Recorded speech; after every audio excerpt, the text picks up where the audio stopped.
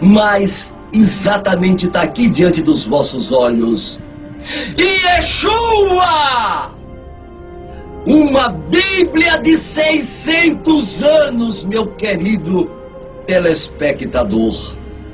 Esta Bíblia tem 600 anos e está aqui, estampada, diante dos vossos olhos. Olha aqui mais embaixo, bem grande, a transliteração, escrita em latim. E está aqui em cima, do siríaco. É incrível, porque o pior cego é aquele que não quer o quê? É aquele que não quer ver. É aquele que não quer enxergar. Você, a estas alturas, pode me dizer: mas eu queria entender. Você, a essas alturas, pode me dizer exatamente. Você poderá questionar, prezado telespectador, dizendo o seguinte: mas eu queria entender como foi então que este nome entrou. Como foi que este nome chegou até nós? Como este nome veio, o nome Yeshua chegou e entrou e os padres colocaram? Bem, queridos, primeiro, é verdade que existia este nome lá dentro do aramaico e do hebraico? Sim, é verdade. Porque Yeshua é uma expressão pejorativa. Yeshua, exatamente, eu ouvi esta palestra por judeus em Israel.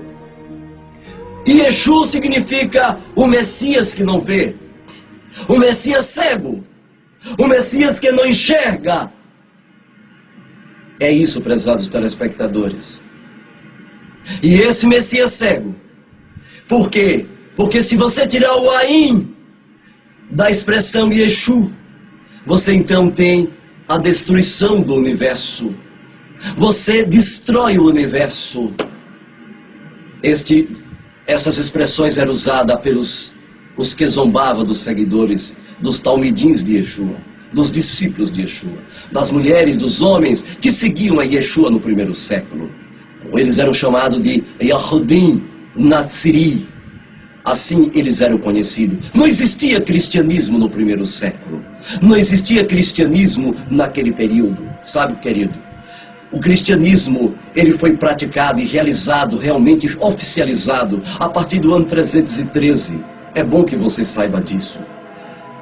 O Concílio de Niceia, ele simplesmente oficializou tudo aquilo que nasceu a partir de 313, quando Constantino entra em ação.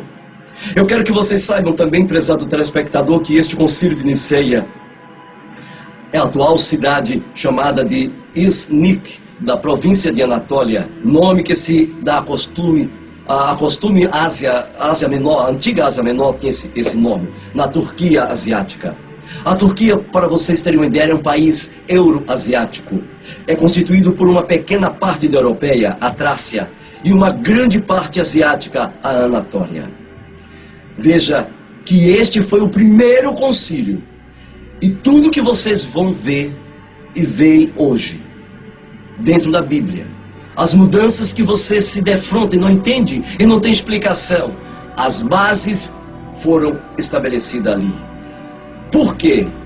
Porque desde Lúcio Domício Aureliano, do ano 270 ao ano 275, depois do Mashiach, os imperadores, eles tinham abandonado a unidade religiosa. Estava havendo uma apostasia dentro do Império Romano.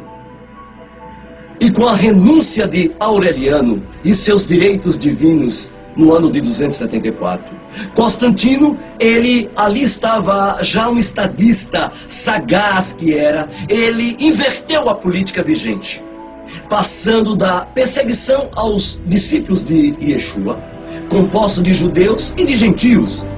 E ele começou a promover uma nova religião. E esta nova religião era uma mesclagem, uma amalgamação entre o Yeshua dos Yehudim Natsiri e dos gentios, exatamente com os católicos, exatamente com os cristãos da época. E o cristianismo, eles vislumbraram a oportunidade de relançar através da igreja a unidade que tanto o império estava perdendo rapidamente. Contudo, durante todo o seu regime, ele não abriu mão, Constantino, de sua condição de sumo sacerdote pagão ao Sol Invictus. Tinha conhecimento rudimentar da doutrina dos Yehudim. Ele conhecia, ele viu pessoas sendo levados ali para o Coliseu, sendo mortos. E ali quem estava sendo mortos dentro do Coliseu, para vocês que estão me ouvindo, telespectador, é mentira! É mentira que eram cristãos que estavam sendo mortos. A história mente. Os livros estão mentindo para vocês. Encheram a cabeça de mentira. Você pode até pensar, este homem está trazendo confusão para a minha cabeça. Não, prezado telespectador. Eu estou tentando tirar você da confusão. Desmistificar tantas mentiras que você está embriagado. Embriagado com tanta mentira. Quem estava ali morrendo no Coliseu eram os judeus Natsiri. Eram gentios e judeus, todos ligados na Tsiri. E Constantino, então, que adorava o Sol Invictus, tinha um conhecimento rudimentar desta doutrina. E suas intervenções em matéria religiosa visava, a princípio, fortalecer a monarquia do seu governo. E ele, então, eu tenho a carta dele nas minhas mãos. Esta carta eu guardo com muito carinho, peguei do museu. Onde Constantino diz: se vocês não aceitarem as minhas festas, e não aceitarem o meu Deus, e o meu Jesus Cristo, eu não posso ficar com o seu Yeshua. Eu não posso guardar as festas de judeus, Pessa, Shavuot, Sukkot. Sinto muito não poder unir-vos convosco, se vocês não aceitarem a minha proposta. Isso foi feito no concílio de Niceia. E os fracos se submeteram ao controle do Império Romano. Imediatamente, prezados ouvintes, Constantino observava a coragem e a determinação dos mártires. Eles viram que os Yehudim, durante as perseguições promovidas por Diocleciano, do ano 303 ao ano 310, eles viram que o grupo que estava dominando as massas, as mentes que estavam assombrando, constituía 10% da população do império. Os Yehudim são crentes em Yeshua, composto de judeus e gentios, crente no Mashiach, e ali estava no território inimigo. Foi uma jogada de mestre de Constantino, do ponto de vista estratégico, de unir os crentes Yehudim com eles, com o Império Romano. Deste casamento, sabe o que é que surgiu, prezado telespectador? Isso, o cristianismo. Não é à toa que o Papa João Paulo II, antes de sua morte, escrevendo uma carta aos bispos e aos padres em particular, a carta, um dos meus documentos consta esta carta, onde também está no livro Ecumenismo 21, da editora Paulus, onde ele diz com letras garrafais: as igrejas evangélicas não é parte e nem é particular como elas pensam. Ela não é um elemento particular como elas pensam, mas são filhas da igreja máter, da igreja mãe. Por incrível que pareça, hoje na atualidade, as pessoas estão percebendo claramente a distinção entre os dois seres. A distinção entre o Jesus que veio da Babilônia e Jesus Cristo.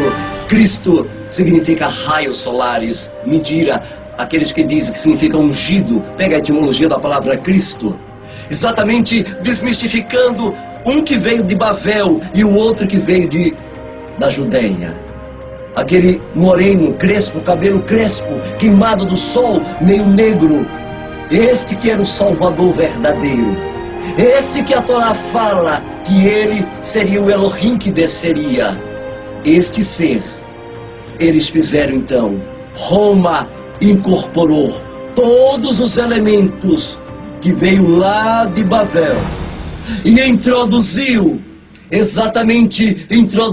dentro da cartilha bíblica. E o mundo todo, vive em um berço de enganação, prezados ouvintes. Embriagados com uma religião que não tolera, que matavam os Yehudim durante milênios e que caçavam livros, tanto hebraico como aramaico, para serem queimados.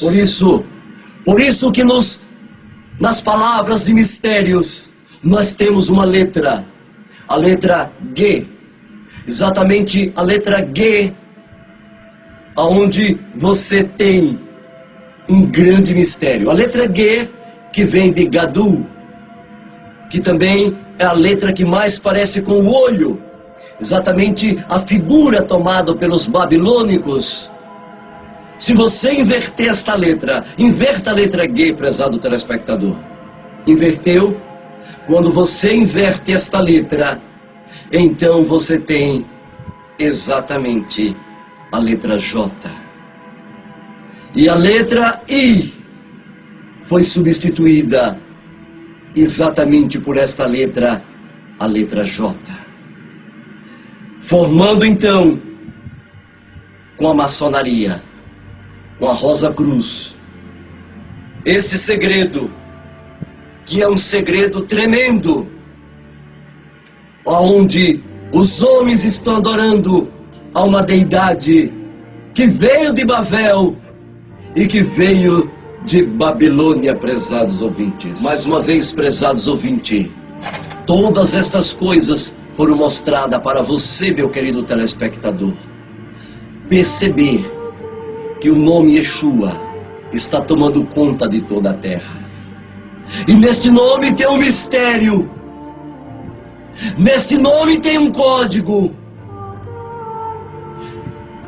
Os remidos e os selados com o seu nome ouvirão a sua voz e serão selados com este nome. Mas aqueles que serão selados com o selo da besta não ouvirão e não entenderão. Ouvirá, não compreenderá. Esta mensagem é para aqueles que têm ouvido. Aqueles que têm ouvido, ouça o que o Espírito, o que o Ruach HaKodesh está dizendo às Kehillah, está dizendo a cada alma, a cada coração e a cada vida. Que o Elohim Sevaot te dê shalom, em nome de Yeshua. Amém e amém, Senhor.